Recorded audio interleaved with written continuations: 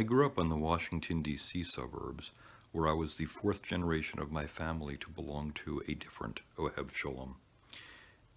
The synagogue was primarily populated by people from Eastern Europe, many of whom were Holocaust survivors. I remember that Rosh Hashanah and Yom Kippur growing up were times of great solemnity, of great majesty, of great splendor.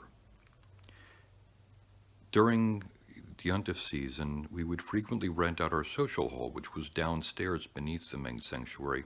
We would rent it out to a local Sephardic congregation. They were outgrowing their regular building and they needed a larger space. Since this was Washington, D.C., these were people from all over Northern Africa, Asia, the Middle East, Southern Europe, Western Europe.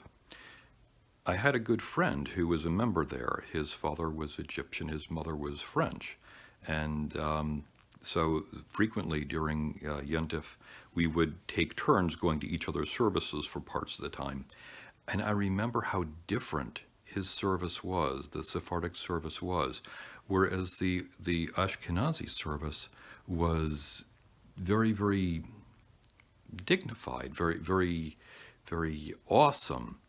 The Sephardic service was characterized by people breaking out into spontaneous song, dancing in the aisles. It was a completely different experience, even though it was the same prayers and in some cases even some of the similar tunes. I began to think, are these two different holidays? Are these two different religions? And the more that I studied, the more I learned, I realized that no, these are just different facets of the same holiday. The high holidays, Yontif season, is a time of great solemnity. It is a time of great majesty and grandeur. This is when we are in the close presence of the divine. These are also times of great anticipation, of great joy, of being thankful for what and who we do have in our lives, and being thankful and looking forward to what we have in the future.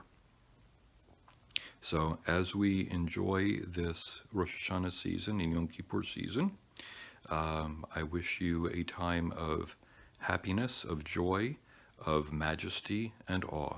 Good Yontif.